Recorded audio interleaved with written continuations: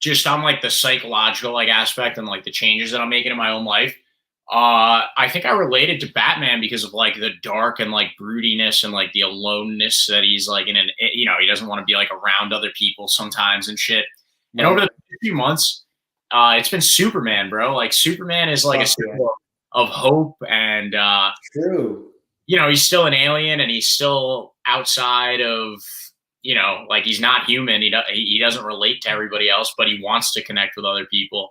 And, always has a smile on his face, at least like the true Superman, not like Henry Cavill was awesome Superman, but that was a little bit more like dark and brooding of a Superman. But like the classic Superman where like he's out in the sun and just doing, I don't know.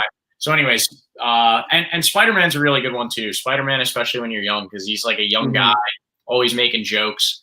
Those are some great options. The new Deadpool was sick. I totally love Deadpool too. And to a certain degree, I mean, like Wolverine was in there for me too, because I think there's something about that kind of like anti-hero style superhero where it's like, I'm doing this because I have to, not because I want to. And that's like Wolverine. I feel like, and again, not a superhero buff, cursory knowledge about this at best. But I mean, like, especially the Wolverine they went into with Deadpool and Wolverine is like, he's like, I don't want to do this. I messed up. But it's like, no, we need you to do it. And he's like, all right, I'm going to do it because I have to, not because I want credit or anything like that. And I think now that I'm older, and especially in this time, I value someone being genuine, being themselves, even if that's a version of them that I don't like. I'd rather me not like you for who you are and not just be that. And at least I can respect you that you are who you are than somebody who's going to pretend to be somebody to be liked. And it's like, well, if I don't know who you are at all, and the only thing I know that's true about you is that you're a liar. So if the only thing I can pin down about you is that you lie for some mean, then I don't want to know you. I don't want to be associated with you because I'm not going to be able to tell if you're telling the truth or not. So I think when you value being genuine, someone like Batman or someone like Wolverine, who's like, I just have to, like, I don't want the credit. Like, I'm Batman. I'll show up when you need me, and then I'm out, and you're not going to see me parading around. I'm not Homelander. You know what I mean? I'm not going to be in movies. I'm just I'll show up at the last second, save everybody, and then dip, and then Wolverine, I mean, again, I could be getting so much of this wrong, but, based on the movies I've seen, that's kind of it. And I just always thought that was super, super cool. But like, well, that's also like Superman though, real quick, he doesn't have to be that guy. Like Superman could take over the world if he wanted to. And he's just like, I just want to be good. Like he wants to be good. So good. Yeah. That's true. That's I didn't even know we were live. So what's up, man? What's going?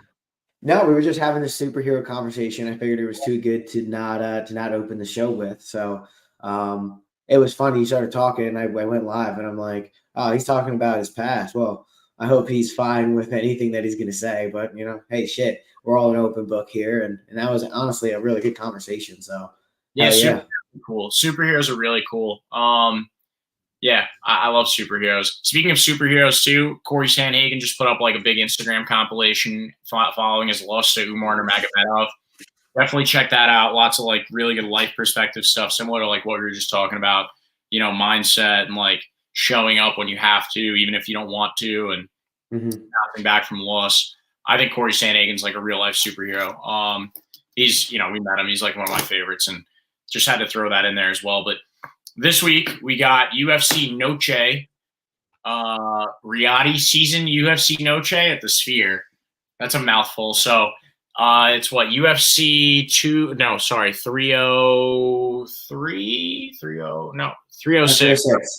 Wow, we're running through these pay-per-views right now. We got a couple of good ones coming down the pipe. This one's all right.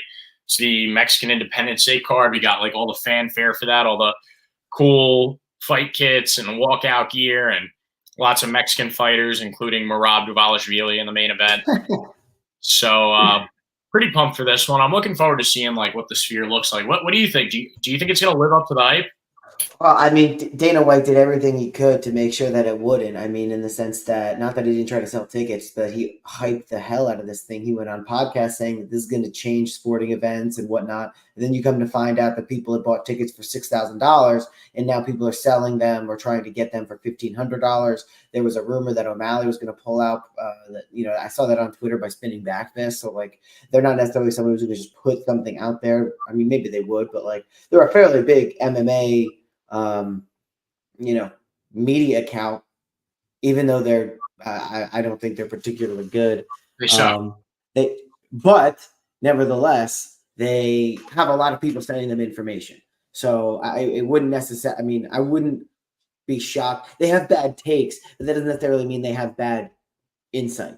So Right. who knows? I mean, he showed up at the press conference after they tweeted that. So I don't really know. And he had some good lines in there. I think Marab was just wailing for, he was just going on a monologue for time on end. And then, you have O'Malley chiming in. Okay, next question. Like, oh, I just keep getting lucky, huh? I just keep finding a way to get fucking lucky. And, so like I liked his approach to that, where he's like, all right, just shut up, dude. Like I'm gonna, if he's not dumb enough to strike with me. Well, maybe he is. I don't know. Like, and if he does, I'll knock him out. Like, I don't know what you want me to say. Like, What I was their like, suspected reason for O'Malley pulling out? Did they say?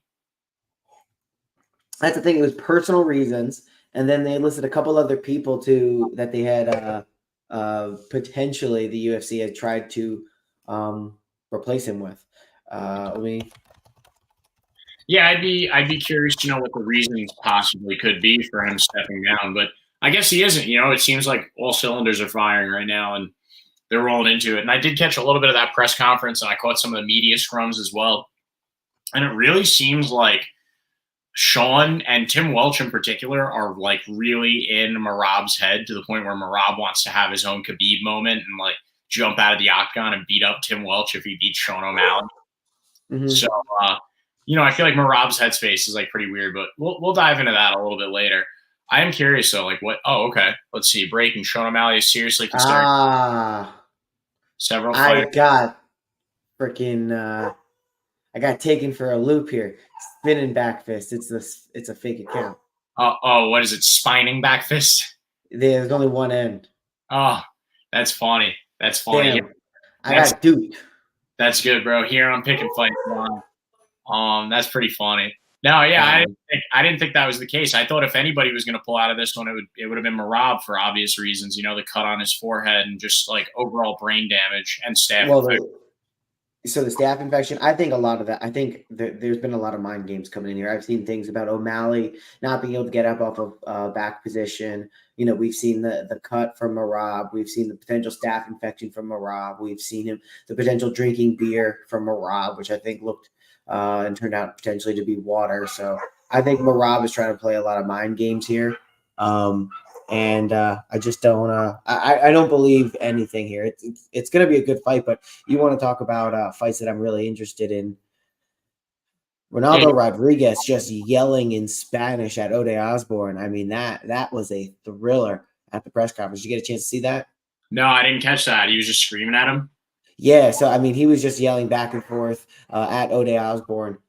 Basically, I mean, I don't know what he was saying, and I mean, allegedly he had dropped the F word. Um, not not fuck. Can I say it in Spanish? I had that question. Like, are you not allowed to say that word in just English, or does that rule apply broad stroke? Right, because I know it in Spanish and I want to say it so that you could tell me if that's what he said. Yeah, like I Oh know my- you're not allowed to say the R word, especially by YouTube. But if I say retardo, like, is that still subject to the same rules? Right. So did he call him a matacone? Probably, yeah, yeah. Or If that's what that is, Mama Huevo is another good one. yeah. Yeah, I don't know. I got to go back and watch that now. I didn't get to But catch he all. was yelling. I mean, I'll see if I can pull it up here. But yeah, it was honestly very interesting. He was wearing full sombrero. Wow. Yeah, no, I didn't catch that. I just saw like the highlights this morning. I'm surprised that wasn't on like well, I guess if he was calling them bad names, then they wouldn't really want to put that out there on the Instagram, right? Here, I'm gonna find it. I'm pumped. I'm actually getting more excited for it now because it takes a lot for me to get excited for an O'Day Osborne fight. Well, that's just it. Like, at least they are doing something to sell this fight. Yeah. Yeah. Right. Also, I think the way that you said the R word, I don't think that's how you say it in Spanish. Perdón, pero te recuerdo que estás en esta cartelera. I'm the real test. Pendejo. I'm the real test. Estás en esta cartelera. You're in this card because of me, man. You're in this card because of me. Shut the fuck up. I'm the real test. Shut the fuck up. I'm the real test. Una última cosa. Hey, all I gotta say is, hey, bring that same energy Saturday night. Bring that same energy. Una última pinche One cosa. last thing. One last thing. Una última cosa te Bring voy a that decir. same energy, bro. Ahorra bien tu último cheque, porque este es el último que vas a ganar, mano. Save that check. Este es el último. Después de esta pinche pelea te vas de aquí Here a you la go. verga. After this fight, they're gonna take you out of here. ¡Que viva México, chingada madre! Oh, okay. ¡A mi Like raza! lazy boy. I'm about to make him look lazy. Nosotros You're trabajamos gonna look lazy durísimo. up in there with me. Nadie nos regala nada. Show me a come from Batsy boy. Let's go. Tenemos que ganarnos todo trabajando durísimo. Y ese hombre lo sabe. Ese hombre lo sabe y por eso hizo este evento. No, Por eso hizo Noche UFC. no one gave us anything. We've earned everything. Mexicans work for things, and this man right here, Dana White, knows it. That's a fact. That's a fact. I can't disagree with that, but I'm gonna take everything from you. Come Saturday night, show up and bring that same energy. That's all I'm saying, man. Daniel Zellhuber is giving them the translation right here. Lo único que vas a hacer es pelarme la verga. Hey, Yeah. hey, Ian is, first of all, he's not as fast as me. I heard him call him an asshole and a bitch in there. My Duolingo is really paying off. I got a lot of that. He did say Mexicans work very hard for all that we have and stuff like that. Couldn't agree more. The Mexicans are very hardworking people. Absolutely love Mexicans. Great time to party with. Part of the reason why I'm pumped for this one because the Mexican crowd is going to be going nuts, man. I mean, I just hope, like regular fans have been priced out. It almost sounds a little crazy to say like Mexicans are getting priced out, but just like regular fans are being priced out of this card, and it's like at the Sphere and stuff. So I almost wish that this was in Mexico because the Mexican crowd, it would be so much fun. But yeah, that was cool. That was awesome to see him doing that, ripping off the jacket and stuff. I love that. I'm pumped for that now. I was a little bit like skeptical about Rodriguez before. This is his second fight in the UFC. I mean, we'll dive into that a little bit later, but absolutely pumped now. For Ronaldo Rodriguez. Yeah, second fight. Second fight in the UFC. Yeah, I'm pumped. I'm pumped for that one now. That was pretty exciting. So you want to dive into the prelim notables and just kick this thing off? Let's do it. Yeah. All right, I'll pass it to you. What prelim notable you want to talk about first? Well, I'll talk about the opener. We'll talk about Raul Rosas versus. I have a hard time with this name. Arichi Lang. Arichi Lang. Arichi Lang, I believe. Yeah, I'm gonna roll with Raul Rosas Jr. getting it kicked off. Actually it's Arichi Lang. Not even gonna try it. I am really looking forward to seeing Raul Rosas. Not gonna lie, the kid's growing on me a little bit. I like the shit talk from him right now about how he's going to retire at 25 as the youngest UFC champ. I like the talk. I don't know if the UFC is going to put him on that star trajectory where he starts fighting big names anytime soon. He is still a young guy. He's still a teenager. I think he's 19 years old still. But I like this matchup for him a lot. The fact that I can't say this dude's name, that says a lot, right? He's not a big name in the UFC. And that's a fight that bodes well for Raul Rosas, is just another dude that they can trot out there as, as bait basically, or as a setup fight for this kid who's going to get the crowd going. He's becoming a huge fan favorite in Mexico. The Mexican crowd loves Raul Rosas. He's putting on for Mexico big time. And, he's a fun kid to see out there, but more than anything, love his submission grappling skills. I see him attempting to just climb on Arichi Lang's back pretty early and choking him out. And those minus 1,000 odds, they say a lot. Vegas has absolute confidence in Raul Rosas because they don't want you to make any money betting on him. I can only imagine what the submission line is like. It's probably like minus 900, right? still not a lot of money. If you're not familiar with sports betting, that means that you would have to put, for minus 1,000, you'd have to put $1,000 on Raul Rosas just to win $100. Not great betting, not great for betting at all. But I'm super pumped for this one. I can't wait to see what the kid does. He gets better and better with every fight. He's spending a lot of time at the UFC PI, and the ceiling is the roof for the kid, And I'm looking forward to hearing Chee-wee-wees. I can't wait for that, dude. So give me Raul Rosas here. Super pumped for this kid. What do you think? Yeah, I agree with you. I was showing you showing the lines here for Raul Rosas over Arichi Lang. I'm not seeing if we can pull up here we go. Prop bet probably over here. See if we can get something.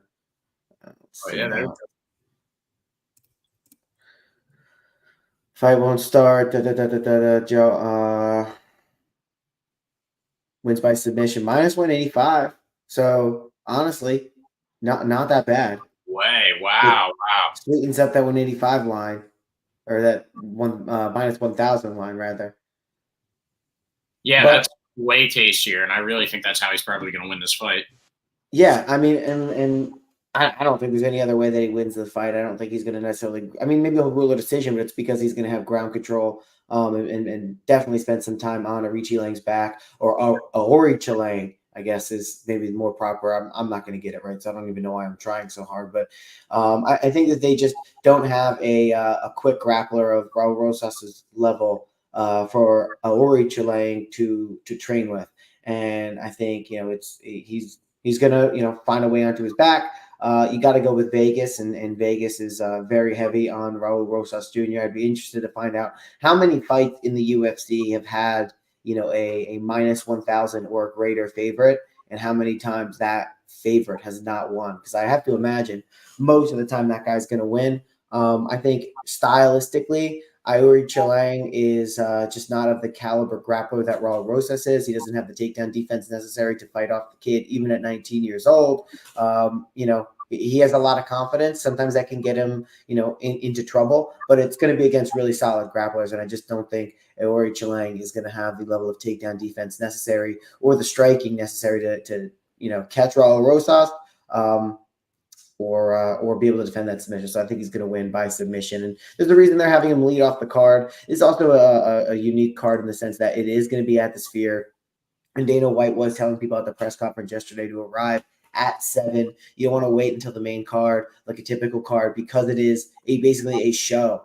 I think we're going to have a full crowd from this beginning part of the card. So I think they're going to want to start it off with a bang. I can only imagine what they have planned for that backdrop. It's going to be sick. And not only that, apparently there's going to be like haptic feedback in the seats based on like what happens in the fight in real time, I guess, and what's displayed in the videos on the Sphere. That's a really good point, because by getting Raul Rosas, having him open the entire card, that will fill seats instantly, just because people want to hear chee-wee-wees. I want to hear that. You know how like a high-pitched singing voice can shatter glass? Yeah. Imagine that breaks the Sphere. Mm-hmm. Yeah. I have a friend or at least it pops out a couple LEDs. Right. That would be something, dude. Yeah, with that chee-wee-wees, bro. I can't wait to hear it.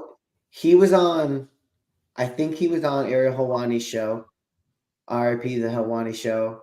Helwani MMA Hour again for the second time. He's leaving, but now he's going to Yahoo, but maybe he'll still be able to do it, but it's going to be in a different capacity. Never mind. Raul Rosas was on there, and he was doing chee-wee-wees, and the microphone that he was using for his connection literally wasn't powerful enough to pick up how high-pitched the chee-wee-wees was. So we go, chee-wee! And Ariel's like, I can't hear it. Try it again. He goes, chee-wee! And it's like it literally doesn't pick it up because it's too high the octaves or whatever. Yeah, I'm gonna be saying that all day tomorrow, getting ready for this card. I'm pumped. It's a great way to get people to watch from the very first fight. Super excited for that one. I had something else I was gonna say. Maybe it'll come back to me later. But yeah, I'm pumped for Raul Rosas, man. What you got? Any others that you want to talk about? I mean, listen, there's some names here, but like Edgar Chairez, I believe he's new to the UFC, taking on Joshua Van, who hasn't done too much in the UFC. All right, 3 fights in, lost to Tetsuya Taira, no contest with Daniel Lacerda, submitted Daniel Lacerda by triangle choke, but who missed? Chairez was above the contracted limit here. This ended up being a no contest. Not going to tell me why. Premature stoppage. So it's just a very sputtering start to his career here against Joshua Van. He's on the card, not in a racist way, but because he's Mexican, it's not going to be a fight that I'm necessarily clamoring over. Joshua Van is I guess, all right, coming off a loss, relatively short turnaround time. I don't have too much to say on this fight. I do find it interesting that you have a Mexican on here that they would give maybe a less than favorable matchup to for Edgar Chairez. 23% on Typology, 77% are going with Van by decision. I'll go with Van too. He's younger, a little scrappier, coming off a loss, turning around quick. After the knockout, like that is concerning. But you have a guy in Edgar Chairez who's not going to be a knockout threat per se. So I think you give Joshua Van a shot here to defend takedowns and land some punches. He's has the knockouts before, has fought to decisions before. Zagla Sumagulov is a guy who we've seen go up and down and have good and bad performances. Got a win over him over split decision. I'd go with Joshua Van here. Do you have any strong feelings either way? I'm rolling with Joshua Van more for the experience than anything. And a little bit of a proven track record against an untested guy. I do have a fight that I really do want to talk about though. And I think it's a potential fight of the night bonus winner, and that's Manuel Torres versus Ignacio Bahamondes. Both of these guys are lightning in a bottle. Lots of finishes between the two of them. Manuel Torres, undefeated in the UFC so far. Ignacio Bahamondes, crazy striking, awesome kickboxing out of both of these guys. Manuel Torres a little bit more reliant on his hands, whereas Ignacio Bahamondes brings in that kicking game. I say reliant on his hands, but he's also he KO'd Nicholas Mata with an elbow and won his last fight by submission. He's got a nasty triangle. He can do pretty much everything. Ignacio Bahamondes is going to be a tough puzzle for him to figure out. But one thing Manuel Torres is really good at is being intelligent, closing the distance, and being creative, attacking very different angles with his, using his arms, basically, elbows, lots of interesting punches. And Ignacio Bahamondes has a lot of spinning attacks. I do think this fight's going to end in a finish just because the way that both of these guys fight, they're both going to be looking for the finish. And I think ultimately you're going to see Manuel Torres come out on top because of his ability to close the distance, the intelligence to go to the ground when need be, really mix up his attacking a lot. But this is going to be such a fun fight. Even if it goes the distance, it's going to be absolutely electric. Both of these guys are two of the most interesting young strikers. And then you look at the tangibles, I suppose, between the two of them. Both relatively, pretty similar in age, 29 to 27. Ignacio Bahamondes is coming in at 6'3" as opposed to Manuel Torres at 5'10", which really does help Ignacio Bahamondes quite a lot, because of his kicking. But then you look at the range. I mean, the wingspan on these two guys, and it's pretty similar. I am rolling with Manuel Torres, but don't be surprised if Bahamondes gets the nod by decision because of the distance management and everything in the kicking game and the leg kicks and the body kicks and the spinning attacks. I'm leaning more towards Manuel Torres. If this was in Mexico for Mexican Independence Day, I'd be all in on Manuel Torres because he's the home favorite, I suppose, in that sense. As opposed to Bahamondes, who's from Chile. But both really good wins over good guys for both of these guys. Frank Camacho, Nicholas Mata, Chris Duncan, those are solid wins for 3 fights in the UFC. And Ignacio Bahamondes has gotten in there against some really good guys over a pretty substantial career at this point in the UFC. Torn on this one, but I'm rolling with Manuel Torres. What do you think, Tom? Yeah, I'm going to have to agree with you. I'm going with Manuel Torres. I think he's shown an ability to do it all. I think his resume is just a little bit stronger. I don't think he is going to get head kicked and knocked out by Ignacio Bahamondes in the way that Chris Yashagos was. The loss against Ludovic Klein, he put up a good fight, but I think, we saw maybe a little bit of a crack there. He's also got a couple more losses to his record than Manuel Torres has. Torres is obviously a lot stockier. I think that bodes well for him should this go to the ground. I think he's just got a little bit more of a diverse skill set. I think a little bit better dirty boxing should it get close. If he's able to get in there on the inside, I think he'll land the more powerful shots. Like you said, Ignacio Bahamondes is probably going to have a little bit more of spinning kicks. I think he maybe is a little bit more of a point fighter per se, if I had to put him into specific categories here. So I'm going to go with the guy who's just a little bit more well-versed in Manuel Torres. He's got the Mexican crowd at his back, a little bit closer to his prime. Yeah, but it's a close one, and it's one I'm excited for. Another one I'm actually surprisingly excited for, or at least should I say fairly confident in, is going to be Yasmin Yereguay taking on Ketlin Souza.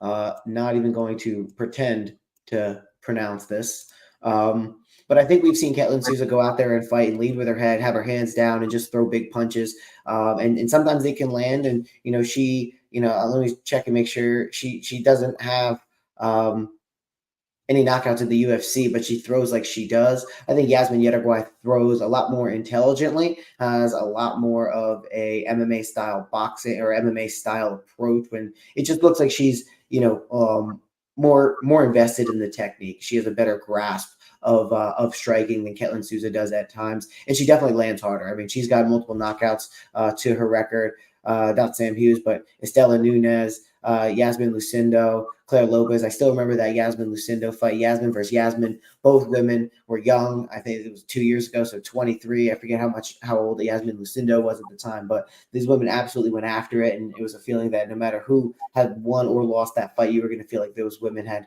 strong UFC careers ahead of them. And I think Yasmin Yereguay fighting, on the Mexican Independence Day card in the Sphere. You look at where it's placed on the card as of now. I feel like Raul Rosas is going to go out there and kick things off with a finish. I think potentially we were talking about it. Edgar Chairez could, potentially disappoint it's Mexican Independence Day, but does that mean it's going to be a largely Mexican crowd?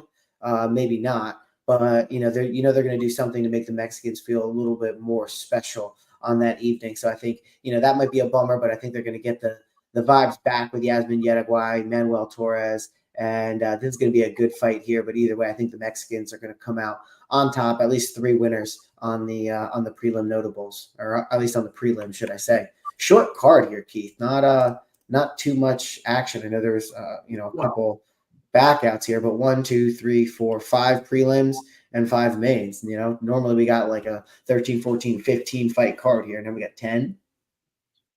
Yeah, it's interesting. I wonder if that's because, if the Sphere is owned by the same group that owns Madison Square Garden. I think it's the Dolan Group. Mm-hmm. The Dolan Group is notorious for finding events that go over their allotted time.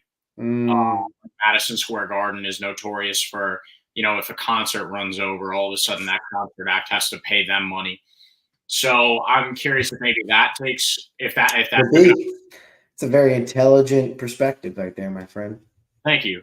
And then the other thing too, I want to mention this. They are celebrating Mexican fighters on Mexican Independence Day. And to your point about there being like a Mexican home crowd, I don't think that's going to be the case because of the Sphere. I do think that overwhelmingly you're going to see a lot of people in sombreros and stuff like that. But I think that this is a card that should have taken place in Mexico City or, somewhere with an arena in Mexico to really draw out those crowds the same way that they do in the UK and in Abu Dhabi and in Asia. Oh, also something that just occurred to me, it's a bad time to be a one-name Chinese guy in the UFC. Like last week we had Yahtzee and not Yahtzee, I'm saying his name wrong. Yashi and oh man, who's the other guy that was on the card that lost because his eye got split open? Anyways, just makes me feel that much better about Raul Rosas in that fight. Just wanted to go back to that, fighting a one-name guy from China. But anyways, I'm right here with you with Yasmin Yereguay. And it's pronounced Ketlin Souza's nickname, Esquentadilla, and that means the young left one. So she's got at least with her nickname, she's got a strong left hook. That's how she feels about herself. It's a soccer nickname from back in the day. She took that nickname from somebody else. But anyways, I like the pick quite a bit. And while we're here, we're talking about the prelims. We might as well talk about the last one. I got Norma Dumont over Irene Aldana.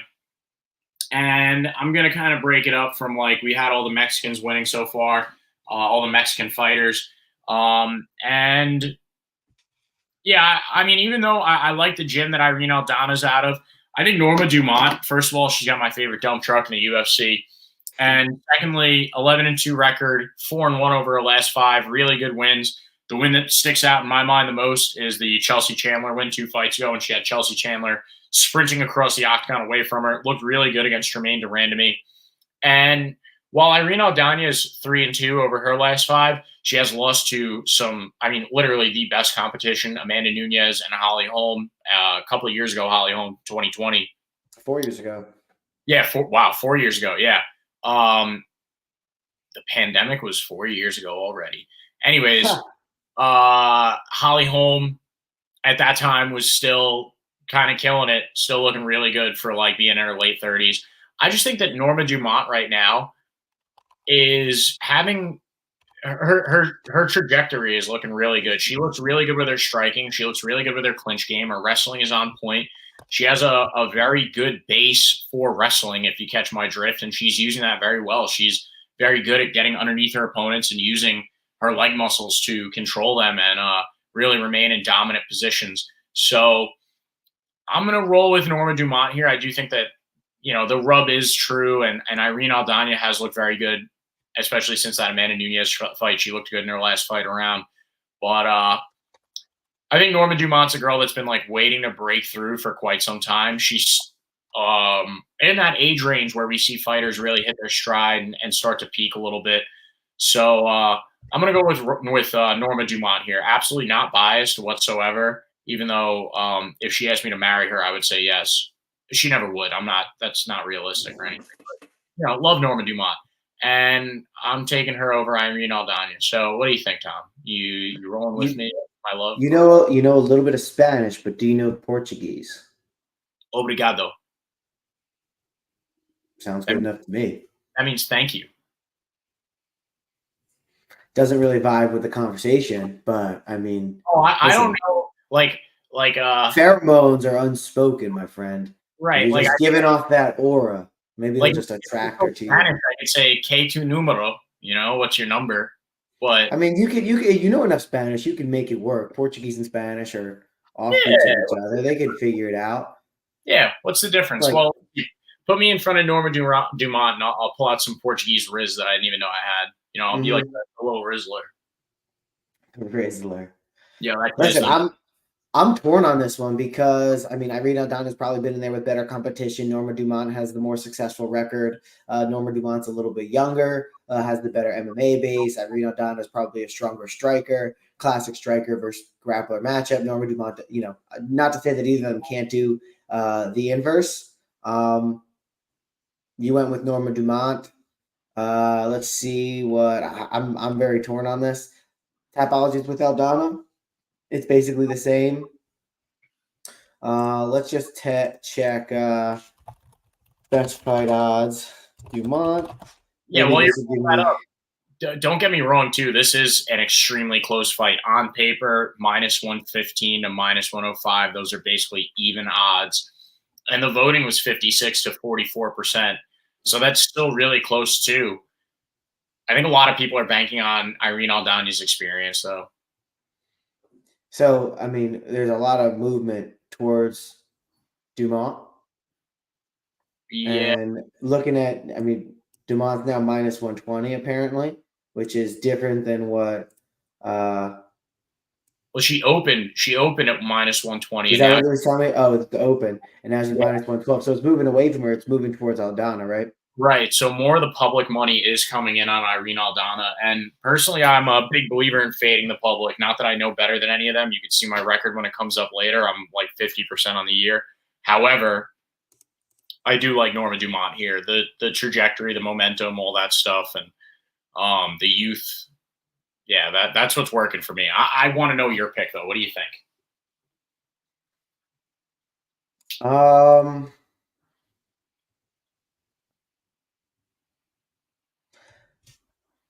Yeah, so that's public money. I wonder where. I mean, stylistically, I would say edge goes to the grappler. It's in Vegas, so it's not like there's maybe going to be a Mexican slant with the judges. Being that there's not a Mexican crowd there to necessarily please either. You got to think about women's MMA, and you got to think about control time wins. Damage doesn't necessarily win. I think because Norma Dumont has a little bit more of the ability to control, and I think we've maybe seen some women lose fights based on control alone. I'd have to give the edge to Norma Dumont. So I guess I'd go with her, but yeah. I feel like the smart pick is Aldana, but the heart pick is Dumont. So do with that information what you will. Interesting. Yeah, I'm going to go with Norma Dumont here. I'm sticking to my guns. I like the girl. I've rarely ever picked against her, and she's been proving me right, especially over her last 4. Main card time.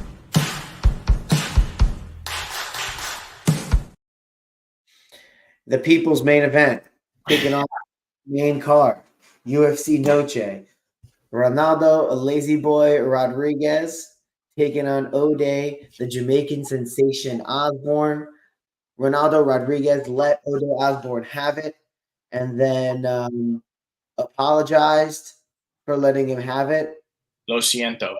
We saw that earlier where Ronaldo Rodriguez is, Mexicans are hard, we earned it, I'm going to take it, blah, blah, blah. And O'Day's like, yeah, that's true. You did earn it, but I'm going to take it from you. And it didn't land. I think O'Day Osborne's voice was a little bit too high to try to deliver a cold line like that. And Ronaldo Rodriguez was owning the crowd, stood up, popped open the jacket, was wearing the sombrero, was spitting fire in a different language. Hard to compete with that, dude. Not only do you have to fight over somebody speaking another language, drowning you out, but you also have a translator speaking English over you. So now it's really 2-on-1. So anyone in the audience, whether it's English or Spanish, or the bilingual folks, they're hearing both sides of it. Like O'Day, he's fighting a losing battle there. And when he doesn't have a super strong grappling game, and Ronaldo Rodriguez does, I think this guy's going to go in there, and I think it's going to not be too dissimilar from the fight that we see to open up the card itself. I think we could see kind of a repeat of a Raul Rosas Jr. type of effect here, where he goes out there, takes down the longer opponent, a little bit older opponent, and gets this one done. Almost, I think Raul Rosas was like 93%. Rodriguez here is 89%, with the majority of that being on submission. I'm going to be honest, I haven't watched any of his fights other than the Dennis Badar fight. Submission, rear naked choke. Not that is a high level competition, but damn, he's coming in with a lot of hype around him. I think he's also has a lot of followers on YouTube. I could be wrong about that, but I think he's got a lot of followers. I think this guy has a lot of notoriety coming in around him. If he doesn't, good for him for just coming into his first UFC pay-per-view press conference and lighting it on fire. But he has the kind of confidence of somebody who already has a following and a reputation to uphold. So give me the lazy boy. What do you think?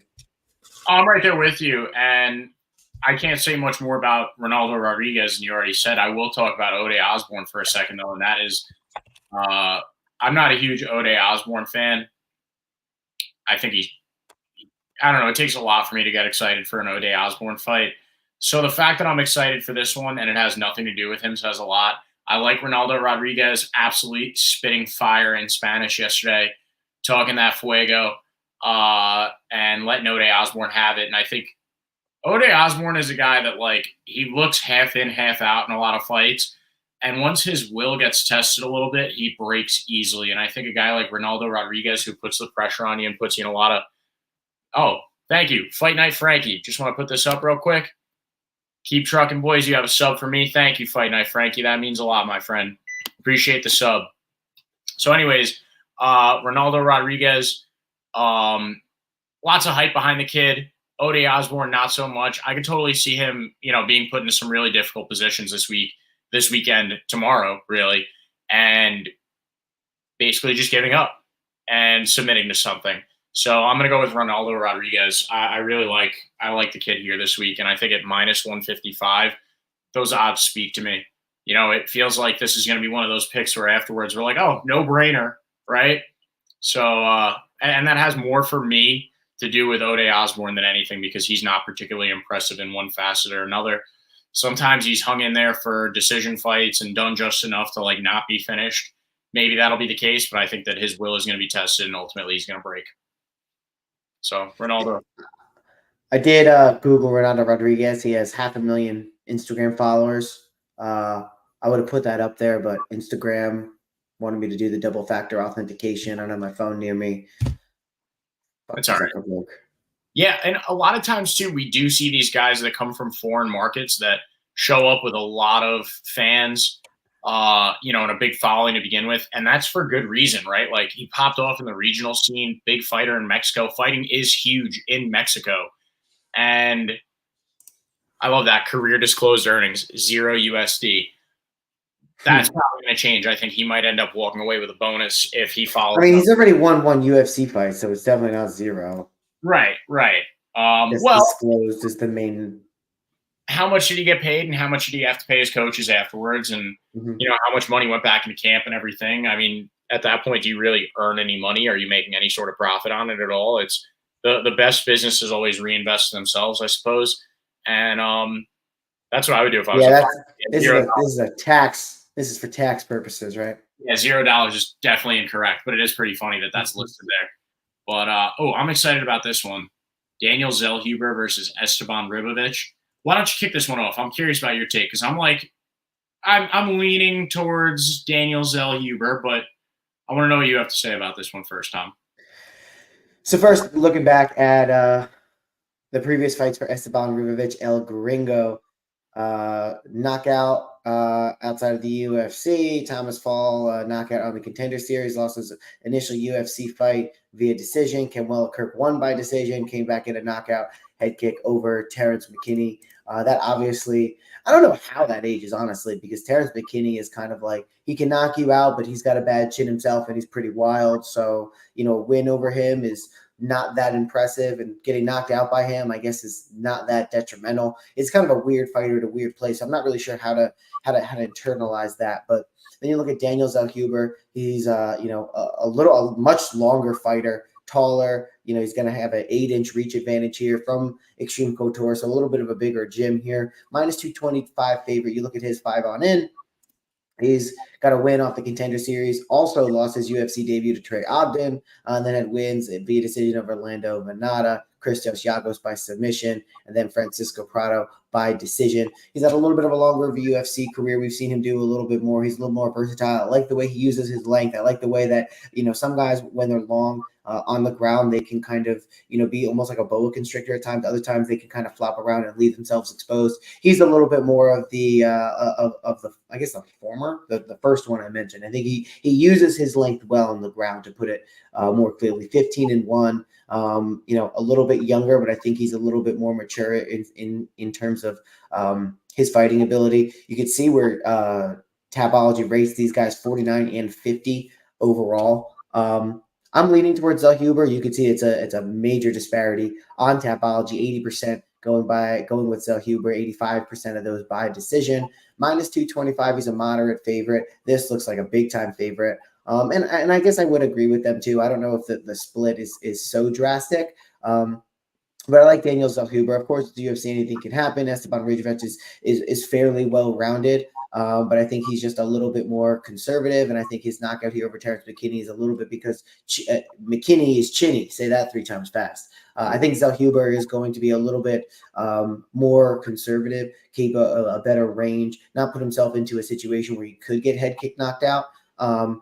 I think he's just a little bit more technical, maybe a little bit more closely resembling a point fighter. I think he's going to be a little bit more safe. So therefore, I'm going with Daniel Zellhuber. I think he's the safer pick to get it done here, probably by decision like Tapology has. What do you think, Keith? Yeah, absolutely. Couldn't have said that better myself. More intelligent guy.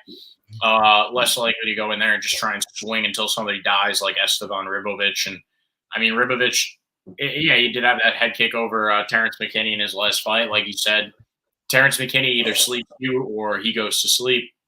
Daniel Zellhuber, though, bigger guy, longer reach. I think that's going to bode well for him. Intelligent striking, intelligent grappling. Mexican that helps him out, especially if like the Mexican fighters are winning. So yeah, I'm gonna go with Daniel Zellhuber. There's not much more I could say to follow that up. I really like his submission game, and I really like his intelligence. And if this does go to the ground, I think that Ribovich is gonna have a hard time getting back up. Ribovics always have a hard time with those Vix names. But anyways, one thing I do want to point out too, and this is something I was just thinking about. Daniel Zellhuber's nickname is Golden Boy, and another Golden Boy that we know is Oscar De La Hoya. And there was like a little bit of controversy if Oscar De La Hoya was going to be in the building for Mexican Independence Day, because he himself is a Mexican boxer, and there's going to be tributes to great Mexican fighters over the years. I'd imagine that some of those are going to include boxers. I'm very curious if Oscar De La Hoya is going to be. No shot. Definitely not, right? Him and Dana No White. shot. No, Dana White fucking hates him, and he hates Dana White. Absolutely zero chance Oscar De La Hoya is allowed within fucking 2-mile square radius.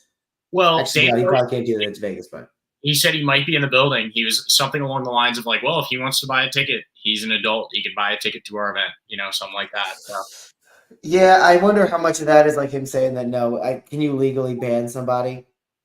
I don't know, and maybe he's also saying that as like a dig at Oscar, almost like maybe Oscar has no intention. Yeah, he can come to our event, but he's gonna have to buy a fucking ticket. I'm not inviting him. Right, or maybe even Oscar has no intentions of going and maybe just like floated it out there, or Dana White is just being who he is, and he's like, yeah, of course Oscar De La Hoya wants to come to our event. It's going to be bigger than the Canelo fight, like something along those lines. Yeah, Oscar's going to be at the Canelo fight, guaranteed. Oh, for sure. But it is, as far as I understand, it's like they're both in Vegas, right? So let's see.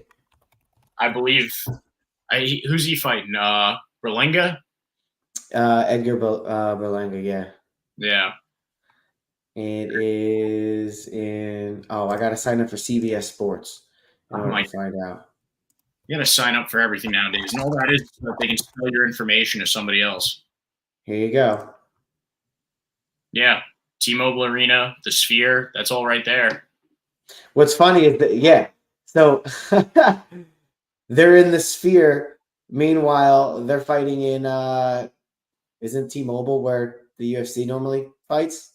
Well, that was the thing. I believe they're fighting in the Sphere because they got something had happened where they couldn't fight, or probably that. And so like the arrangement was made that like, oh yeah, you guys can use the Sphere that one night, one time only. And according to Dana White, anybody that shows up afterwards is absolutely fucked.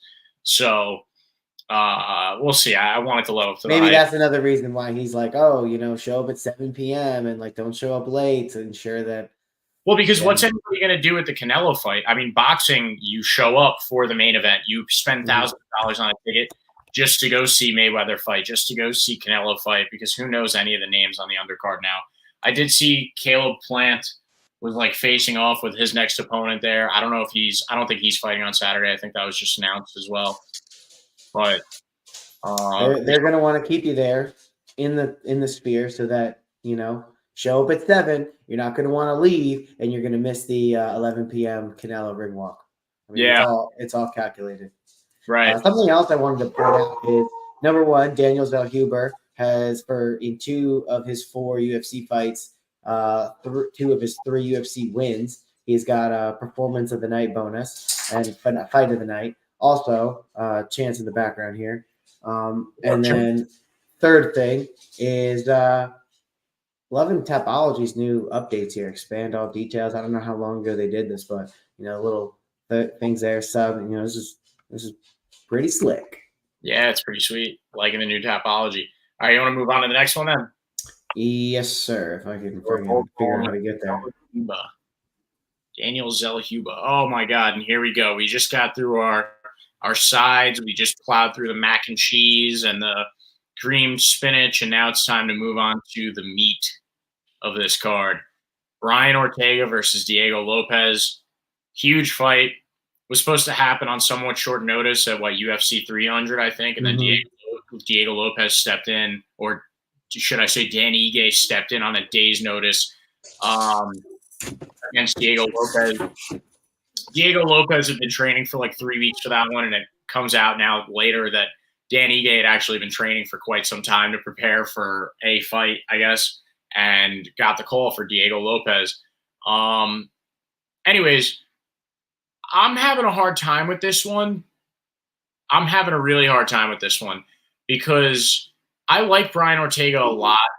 I like his grappling game. I think that there was a time and place. Actually, this came out recently too, or was, I guess it's like resurfacing now. But once upon a time, when Khabib was supposed to fight Max Holloway, then and that didn't go through, the call was made to Brian Ortega to potentially fight Khabib. And that would have been interesting because Brian Ortega at that time was really a force to be reckoned with. And then you look, he has that Volkanovski fight, Yair Rodriguez, right? And, just a string of some losses. Max Holloway, where Max Holloway's teaching him how to block. Yeah, you have Volk, and then I think Yair. Yep, there's that loss. And then he beat Yair. Oh, yeah, that was like a weird loss, that first one against Yair. Yeah. His shoulder popped out. Right. That's the thing about Brian Ortega is that, like, his health it doesn't seem to be like 100% there. He got sick before the first time that he and Diego Lopez were supposed to fight. He gets hurt against Rodriguez. I don't want to say that, like, Brian Ortega's falling apart or anything, but he's been through a couple of absolute beatings and some injuries and some weird stuff in the past. And I really do like the guy. I think that he's got the best full guard in the featherweight division, off his back, throws up triangles really well, super sneaky with his submissions. You remember, it almost seemed definite that Volk was going to sleep, either taking a nap or tapping against him multiple times in that fight. He's so dangerous. The thing is that Diego Lopez is also really dangerous when it comes to submission. He's really good with his grappling game, and he's got super strong hands. And I think the most likely outcome, and I hate to even say it, but I think that he's going to put the pause on Brian Ortega, and he's going to have him stunned at a lot of moments in this fight. I don't think he's going to finish him because Brian Ortega is a tough son of a gun. He's really, really tough. The only way that I see Brian Ortega winning this one is like in a Charles Oliveira type moment where Diego drops him, Brian's on his back, Diego gets overzealous, tries to jump in for a ground and pound, and then there's Brian Ortega throwing up a triangle, throwing up an arm bar, and just using his legs to just wrap up Diego Lopez in the way that he has in the past, the way that he did against Yair. It's Diego Lopez just seems to be this young, hungry dog right now, though. We saw him make his UFC debut live at the Prudential Center, and ever since then, he's been absolutely on fire. The fact that he didn't finish Dan Ige on 24 hours notice doesn't make me feel good, because I think that that's one of those ones that but Dan Ige is also super tough. He beat the crap out of him, did he not? No, I don't. I mean, he had a resounding decision, but I'm going to be a contrarian here, and I'm actually going to go with I think I'm going to go with Brian Ortega here. Call me what you want. I got to pick one dog on this card, and I think Brian Ortega is going to be the dog that stops the Diego Lopez hype train in its tracks, shows who he is, puts himself back into title contention maybe. Diego Lopez still has a little bit of work to do. A loss isn't bad at this point in his career because you can really learn from a loss, especially against a guy like Brian Ortega. When the champion of the division right now is a guy that also has great submission game, is really a tough puzzle to figure out. And yeah, I mean, it's tough. Like logically, I think that Diego Lopez wins this one, but he's a flurry. He's a tornado of attacks. And Brian Ortega has been able to withstand some of those and at least last to the end. Like, I don't think that Brian Ortega is going to get finished by Diego Lopez. And I think that there's a chance that Brian Ortega wraps something up on Diego Lopez. I do think there's a chance at this fight, but they're both so good at grappling that maybe they just both stand for 3 rounds. I think my personal prediction, how I do think it's going to go down, is Brian Ortega. Yeah, he lost the 3rd round on 3. Oh no, I'm sorry. Yeah, he lost the 3rd round on all three cards. Yeah, you know what? Here's my official prediction: 3rd round submission, Brian Ortega. You're going to see Diego drop him, fall into his guard, try and ground and pound him out, and Brian Ortega is going to wrap something up. It's not to say that Diego Lopez is bad. I think that that's going to be a loss that he learns from a lot. But Yeah, I think whether it be armbar or triangle, I think that you're going to see a Brian Ortega win. That's my dog pick of the card. I think that's the one I feel. I don't feel great about it because this one could go either way, just as any of these fights. But this one feels like a risky pick, and I like that. I like the little bit of butterflies that I'm getting about it even now. I'm looking forward to seeing how I feel about it tomorrow with like a little bit of some wager on it. I'm gonna roll with Brian Ortega. That one makes me nervous, which I like a lot. It's just that gut feeling though I have. I could be entirely wrong, but he's got the experience. He's got the complete skill set.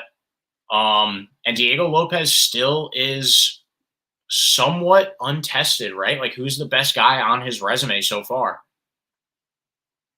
Evloev. Yeah. Yeah, and I don't know. That's tough. I mean, Brian Ortega's tough. Brian Ortega's tough. He's got a good chin. He can take a beating. He doesn't quit. He does not quit. He does not quit. And in those moments when it looks like he's down and out, he finds a way to win. I'm going with Brian Ortega. Lock it in. And it's interesting too because Diego Lopez, this is his second fight in 2 months. He's got to do 2 weight cuts. I wonder how the kind of change of opponent, super duper last minute, affected him. I don't even know if they ended up fighting at 146 and they had to weigh back in. So like there was a lot of weirdness that came with that could have affected his cardio for that 3rd round.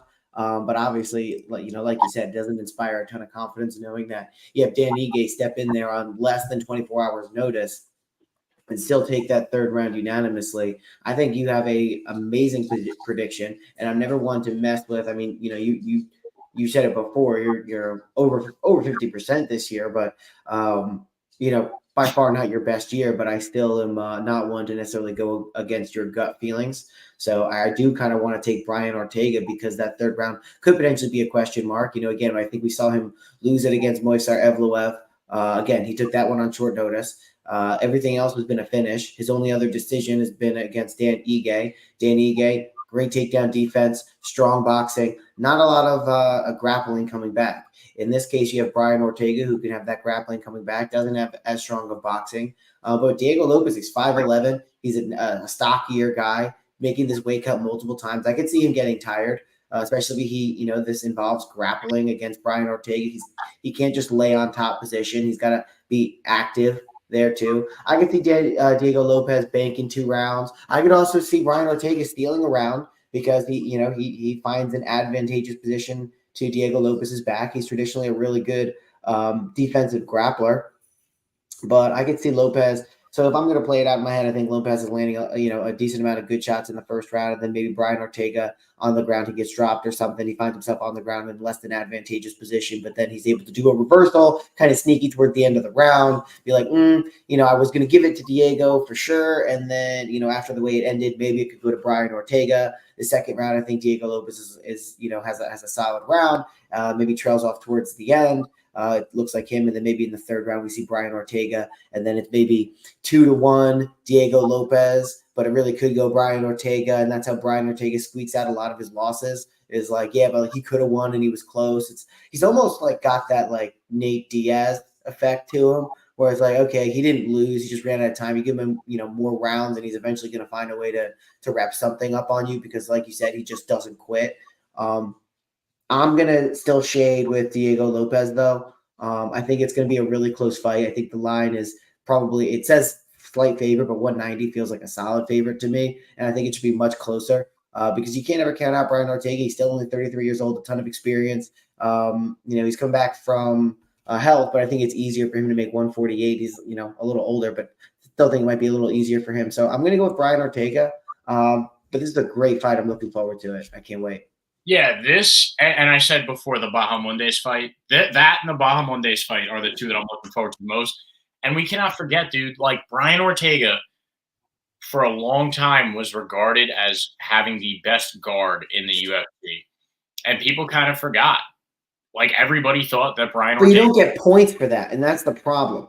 Right. All the time that Diego Lopez spends in Brian Ortega's guard, no matter how good it is and elbows he's landing, those are going to be Diego Lopez minutes. Well, yes, he's good at just maintaining that guard, but he throws up submissions. Like he can throw up anything from that position. That's the main thing about that guard. That's so If so Diego Lopez wasn't the fighter he is, from a grappling perspective, I would 100% agree with you. I think Diego Lopez, even at 29 years old, which actually he's not that young, but like I don't know why I thought he was much younger. But Diego Lopez, he's got a solid ground game. I'm not too worried. I would honestly be really shocked if Brian Ortega caught Diego Lopez from the guard. I think it's much more likely it's going to be something in a scramble that Diego Lopez is, maybe a little bit hurt, a lot of it tired, gets a little bit lazy, leaves a leg or an arm out there, and finds himself in a precarious position.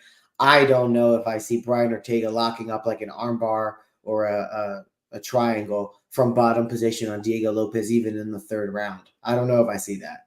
he has a mean guillotine too. Don't forget about that nasty guillotine that he has. He got Vulcan. That's true. I think that may be a little bit more likely. Against a tired opponent, gets a little lazy. Yeah, maybe. I don't know. I still think third round submission for Brian Ortega. That's my pick here. It's that gut feeling. It's just everybody's sleeping on Brian Ortega. It's like an overwhelming. Like, scroll down to that voting. Okay, so you got 28% coming in on Ortega. 3-1.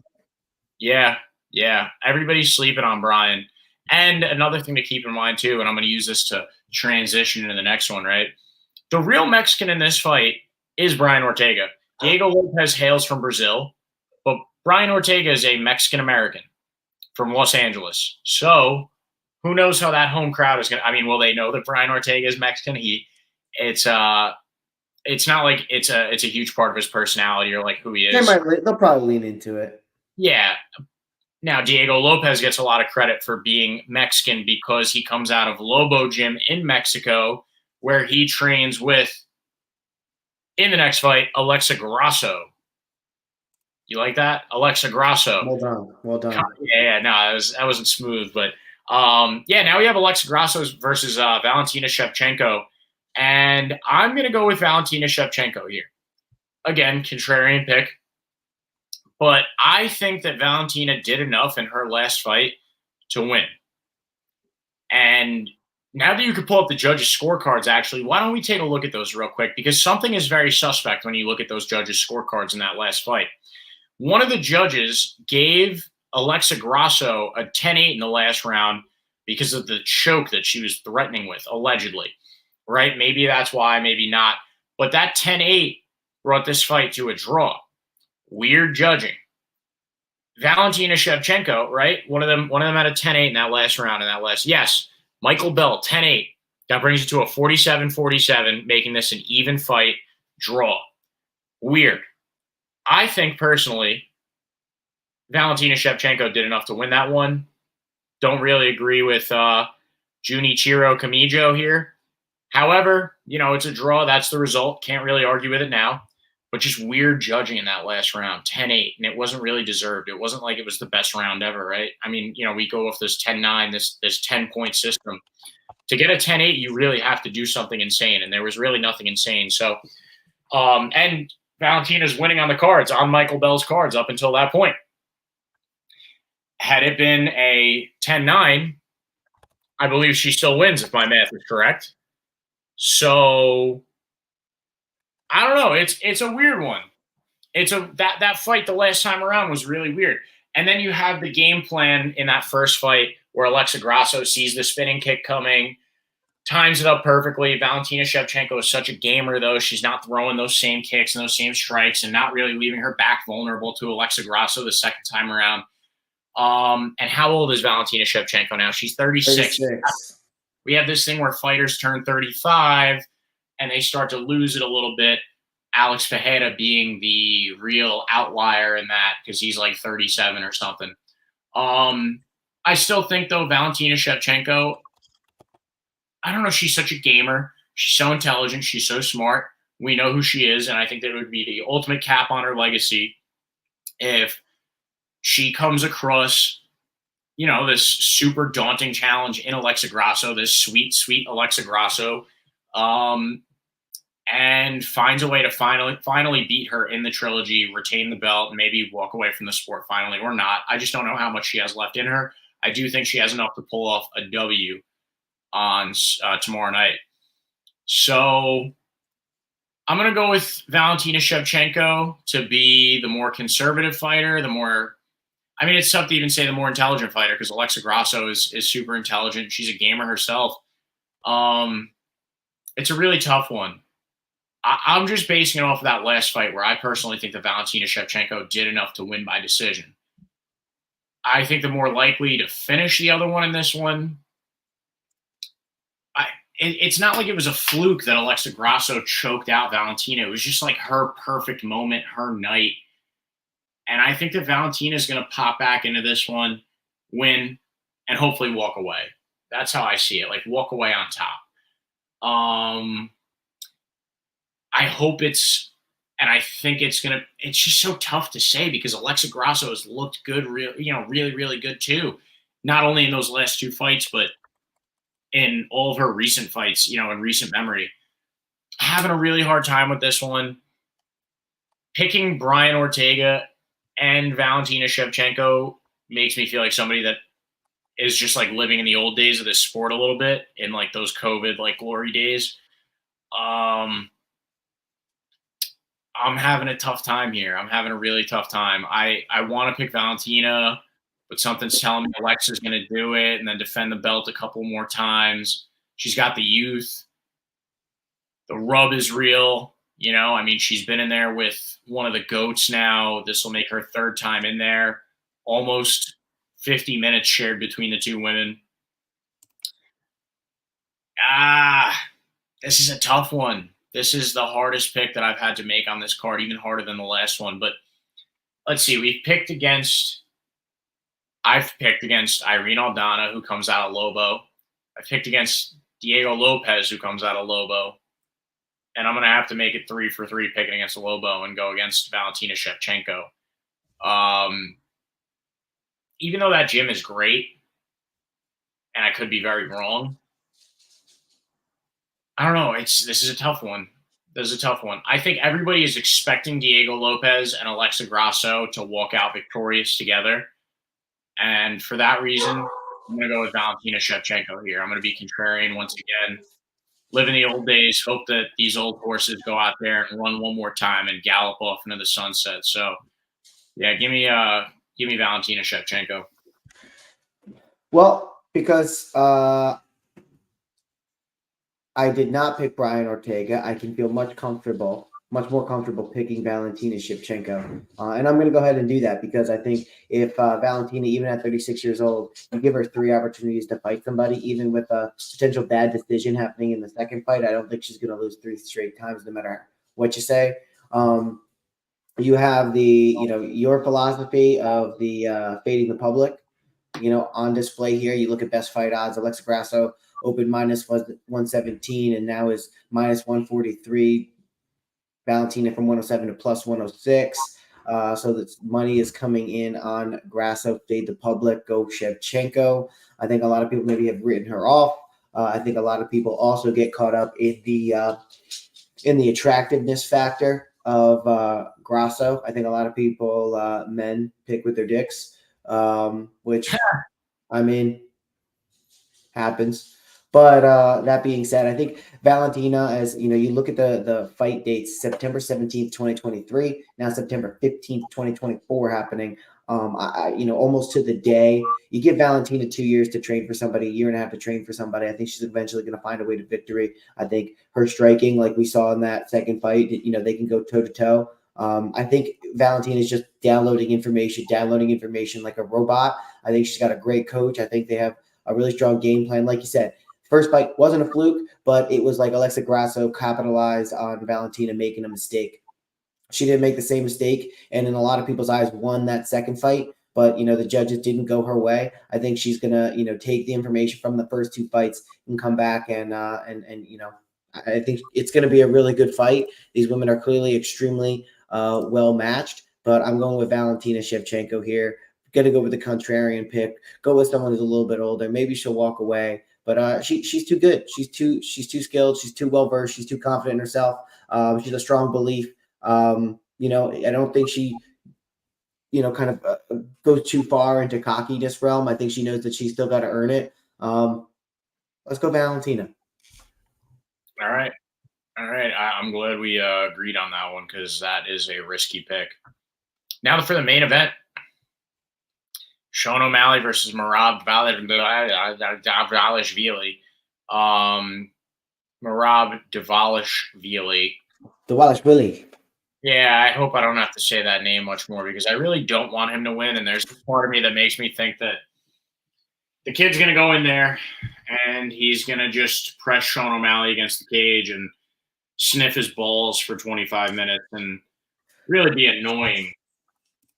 And then talk tons of smack afterwards and, you know, just be like overly over the top, sore winner type of deal.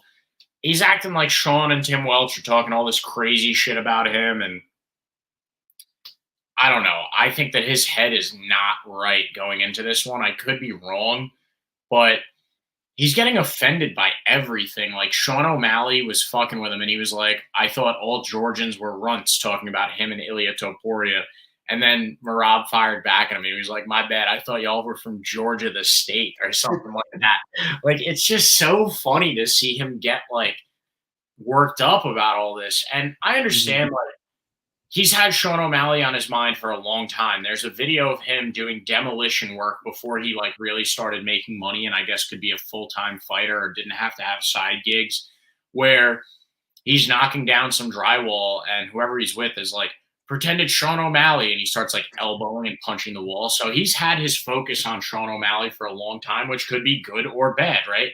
The pressure is there, the moment, the man in the arena, when the lights are on. We've seen, I mean, see, like Merab's last fight around against Henry Cejudo, he picks up an Olympic gold medalist, right?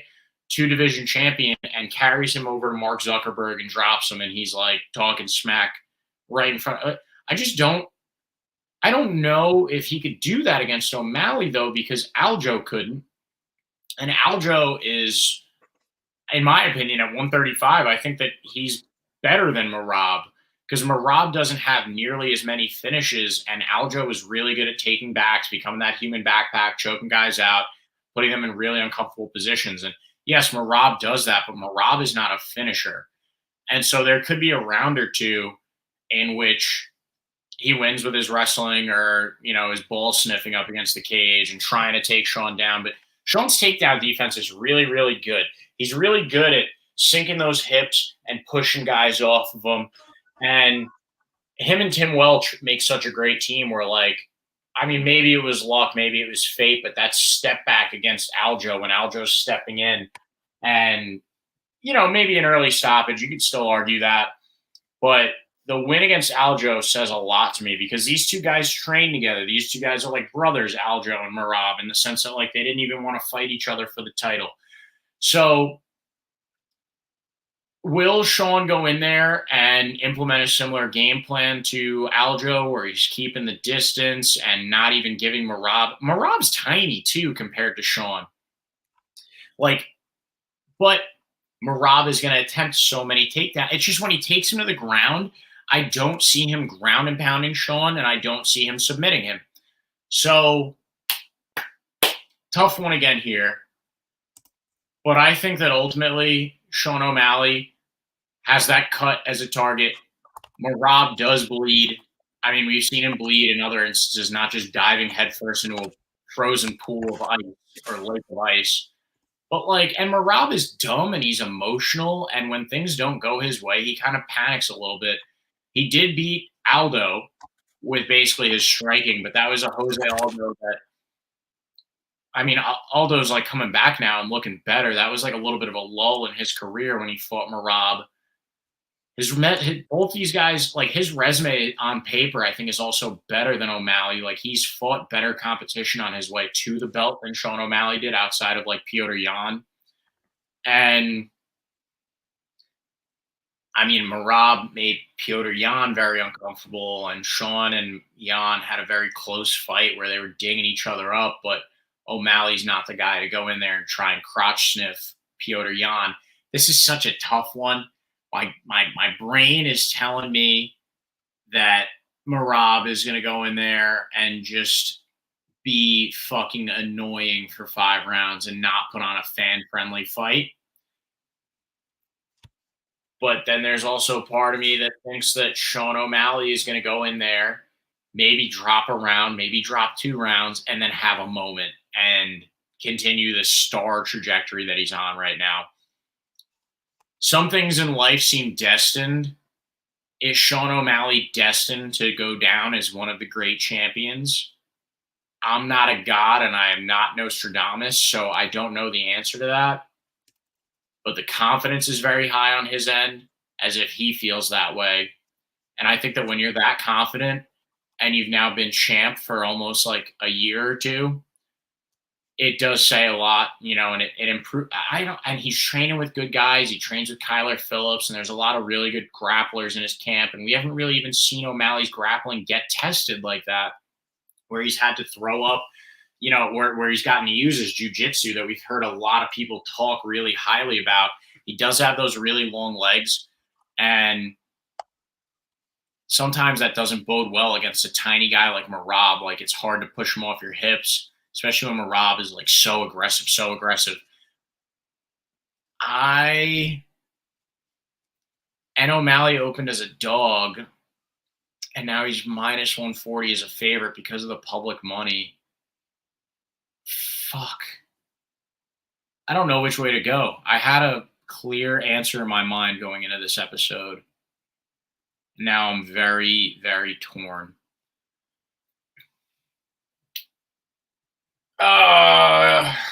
Give me Sean O'Malley to win by knockout.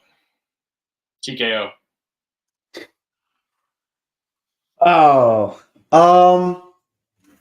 I think Merab has been trying to run a disinformation campaign on his preparation for this fight. I think he was, faking being out drunk, drinking water instead of beer. I think the cut may not have been recent. I don't know. I was just trying to, while you were waffling back and forth on who you were going to pick, I was trying to find evidence from the press conference or recent of that injury, if it's actually showing on his eye or not. Because shit, I wouldn't have put it past Merab to have injured his eye, gotten stitches, and taken them out with shears during some point between fights, and then save that video to put out as if he happened close to the fight, just to throw Sean O'Malley off. Like, I don't know what coming out of these camps are true and what isn't true. I could definitely see Merab, holding Sean O'Malley against the cage, crotch sniffing to use your terms. And we could see Sean O'Malley like kind of hitting him in the head, using some elbows, but like looking at the ref, being like, "What more do you want me to do? He's just holding me here. He's not doing anything to advance the position." Because we've seen that out of Merab before. I think Dana would literally kill Merab. Like, literally, he would assassinate him if he ruined UFC Noche by just crotch snipping Sean O'Malley, especially when we talk about all of the competition that they're up against with Canelo.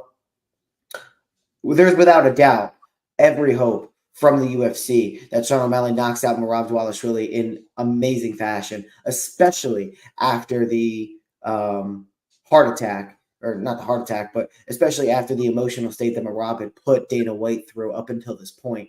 I think Dana is fed up with Merab. I think Dana loves Sean. Sean has been gifted, I don't want to say gifted a career, but a lot of his matchups have been favorable for him. He came out really well. I mean, even against, Petr Yan, which we thought was, going to be like a really difficult fight for him, which it turned out to be, won by split decision. That was a tight one. Some people thought Petr Yan won it. He's gotten some decisions to go his way that, just say they're controversial, to say the least. But I could see Merab gets hit a lot. And, let's look back at Merab's record. Henry Cejudo, not a knockout artist. Petr Yan, not a knockout artist. Jose Aldo is, but that was 2 years. 2 years ago, Jose Aldo was definitely older. He's fast. He, is Jose Aldo, but like, I don't know. And there was a lot of time that Merab just held Jose Aldo up against the cage. That fight, that was a super boring fight. And that's when a lot of the Merab hate started. Jose Aldo, that was his, that was supposed to be his retiring fight that Merab just held him up against the cage for, we have Jose Aldo back now, but that's beside the point. Marlon Moraes, that's his last finish win 3 years ago. Marlon Moraes didn't last too long. And then Cody Stamann, another decision. He's not a guy who's going to go out there and finish you. He's got a solid chin, but he's not against guys who go out there and finish you either. So I think Sean O'Malley has a total opportunity to hit Merab and find him. He was able, and the other thing too is Sean O'Malley has a way of getting under Merab's skin. You could tell from the press conference, and this is something that MMA Guru emphasized, is that like that line of saying, I knocked out Aljo though, really seemed to get to Merab because Merab loves Aljo and they're so tight over there at Sarah BJJ.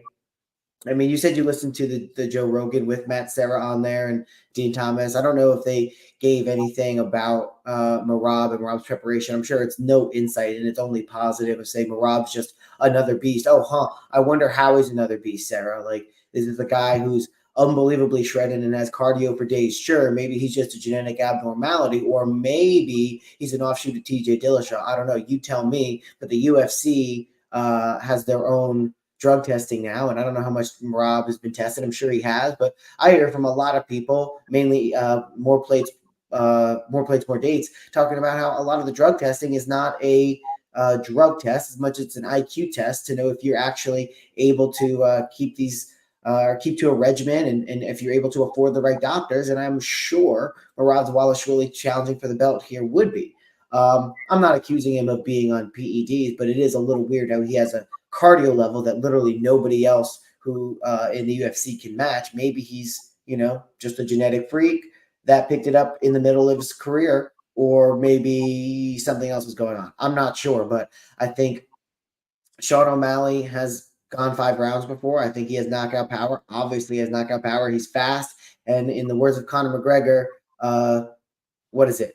Precision beats power and timing beats speed. And I think Sean O'Malley kind of embodies that to a T. And I think that's why Sean O'Malley is going to win. I think Merab is going to go in there. He's been sending out this campaign to try and, maybe throw O'Malley off. I think O'Malley has a really underrated grappling game that nobody gets a chance to see. I was just looking back through his record, and he has a couple grappling matches on there. Granted, he's not phenomenal, but, he's got a couple wins on there. He does grappling. I think he has a really strong takedown defense. We haven't seen him on his back all that much. And listen, I think, even though Merab was able to pick up Henry Cejudo, you got to remember that was Henry Cejudo's like first or second fight back in the UFC after a long layoff. And I think he just wasn't prepared for a level of wrestler like Merab, like MMA style wrestler. But I think Sean O'Malley has been in this. He's training with the best. He's very active. He's young. He's fast. He's long. He knows how to use that. Yeah, I'm going with Sean O'Malley knockout. Let's do it. Yeah, I think you're right. And I was actually thinking about the McGregor quote. Because of the Aljo fight, like I could see a moment Merab throws like a sloppy takedown or goes for, and you see Sean. He's such a gamer. Him and Tim Welch are so smart. 1-2 over the top. They're strategists, man. You can't undersell that or discount it. Yeah, they're extreme strategists, and they're really good at picking up on tells and cues. And there may be a moment where Merab shows something, and Sean O'Malley just steps back, bing, and drops him. And even though he has the win over Marlon Moraes, I think it was Marlon Moraes that rocked the shit out of Merab. Yeah. So, we've seen him get caught and come back, but that was a fight that looked like it was over. And, I don't know. Merab is another tough guy. He's really tough. This is a tough fight to pick, but I don't know. I'm still going to roll with O'Malley, and I think he's going to get it done by finish. Look at that. That's crazy. At times like this, okay, I'll tell you what's going to be the true determining factor, and I think that we might see this at some point tomorrow, is around like 8 or 9 a.m. if there's a Drake bet that comes in on Sean O'Malley. That'll change my opinion here. And I could see Drake totally doing that because Drake just follows the hype, and Sean O'Malley is the next big star. If Drake bets Sean O'Malley, I'm with Merab 100%.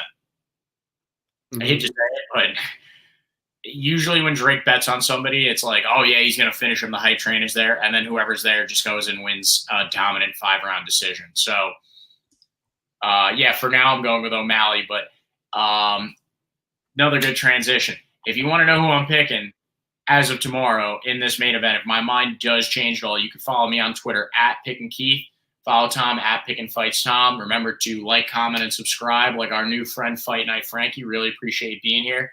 And you can check us out on Spotify as well for audio, video, and X and Instagram at _ Picking Winners at Picking Fights, all that good stuff. All right, you want to put a bow on this and run through our pick rundown real quick, or? Look at that. Opening lines: Sean O'Malley +164, underdog now -140 favorite.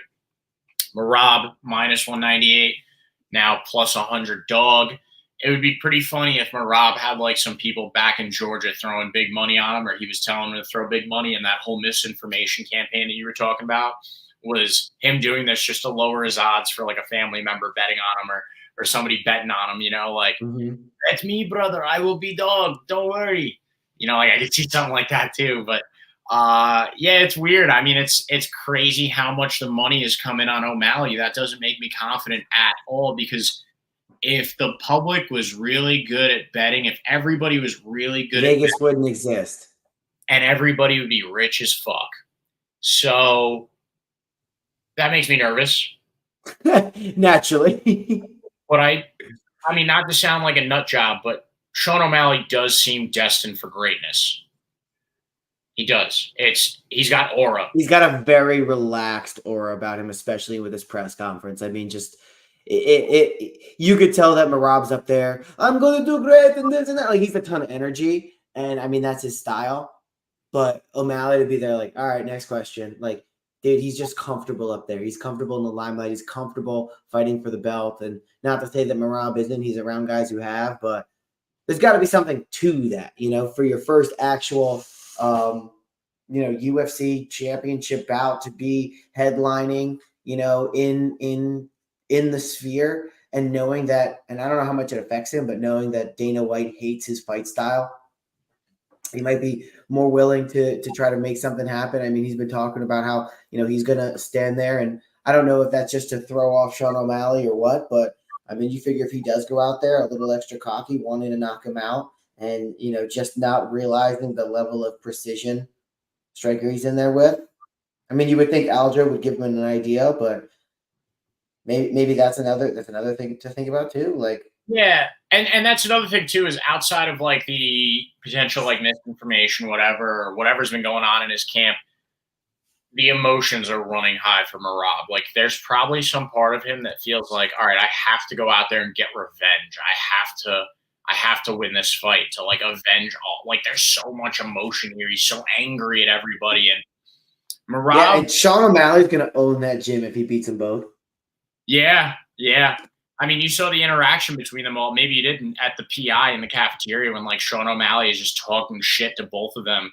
And Merab has all this stuff that's, when I see him, I'm going to do this and I'm going to do that. And then he's just taking the shit talking from Sean O'Malley. Like, I don't know. It's just, it feels like this is going to be another notch in O'Malley's belt and another part of his legacy. It's really how it feels at this point to me. I'm trying to find it. Yeah, it was like the three of them ran into each other. They posted on like the ESPN UFC page. But yeah, it's a lot of I'm hyped for this one. I feel like it can go either way. Listen, if you are at home and you want to bet Merab in this fight, the smart bet is to win by decision. That's the only way that I see Merab winning, is just by putting absolute pressure on him for 5 rounds. He does not have finishing power. He does not have the submission game.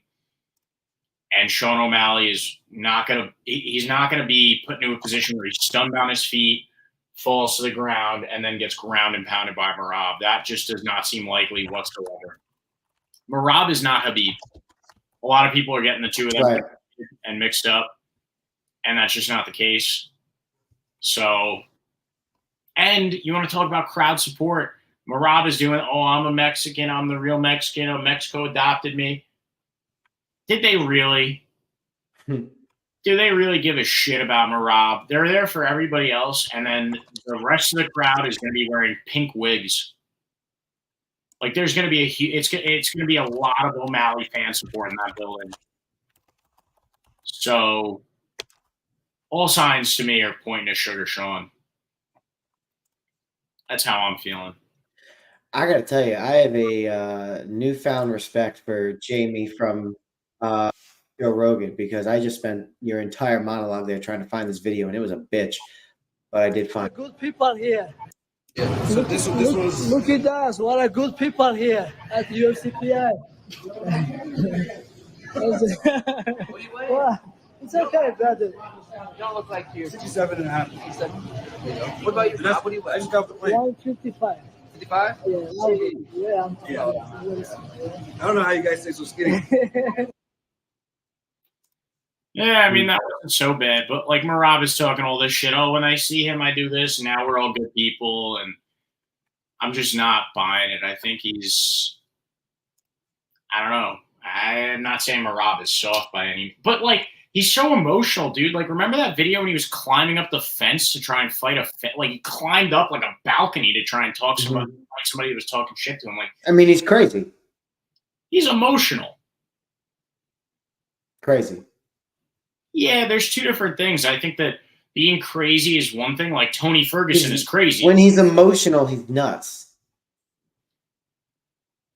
Yeah, there's a difference. I mean, just saying emotional, like, okay, he could be emotional, but that still doesn't constitute climbing up 3 flights of a balcony to fight a fan who looked at him sideways. Like, there's being emotional, and then there's being Merab. Right. Well, I mean emotional in the sense that if this fight doesn't go his way, he's going to get stupid and reckless. Sure. Well, Yeah. I mean, and potentially because he wants it to go his way so badly, you could see him overextending himself potentially. Yeah. All right. Let's. And I think Sean's more comfortable in the limelight. You know, he knows and he trusts his power. I think he believes. Now, here's the thing: if Rob does get him down on his back, that's going to be a very interesting fight. Very interesting. Yeah. You know, I don't know. Even then, what if this? Everybody that likes to bet props is betting O'Malley by knockout. What if O'Malley throws up a triangle or something? Get the fuck out of here. But look, I mean, Merab he's lost by submission before. I think he lost to Ricky Simone.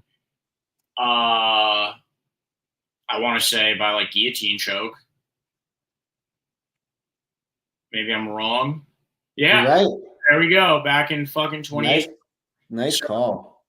Yeah. So there's a history there too of him losing, but I don't know. I mean, that's a long shot, but that might be the way that everybody loses their money. Everybody's betting O'Malley by TKO, and then here he comes and wins a submission, and that's why everybody is still wrong and Vegas still comes out on top. Maybe that's the case. But yeah, I'm still gonna go with Sean here. I think that Sean's gonna find a way to get it done. Yeah, and me too. Distance as well, because if it goes 5 rounds, it's gonna get weird. It's gonna be weird judging, and then I see Merab winning, and then they got to run this one back. But anyways, going with Sean O'Malley. You want to put a ribbon on this thing and call it a night? Let's do it.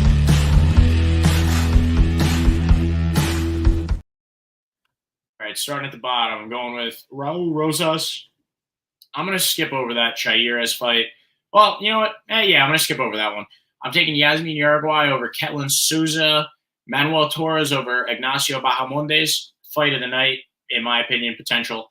Norma Dumont over Irene Aldana. Ronaldo Rodriguez over Ode Osborne. Daniel Zellhuber over Esteban Ribovic. Brian Ortega over Diego Lopez. Valentina Shevchenko over Alexa Grasso. And Sean O'Malley over Merab Dvalishvili. What do you got? I am going to be going with Raul Rosas over Aori Chilang.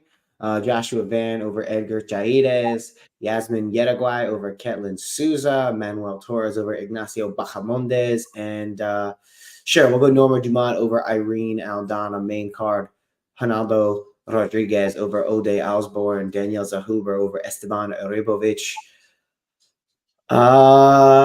Safe pick, Diego Lopez over Brian Ortega, Valentina Shevchenko over Alexa Grasso, legacy pick there, and Sean O'Malley over Merab Dvalishvili to get it done. UFC 306 picks are in.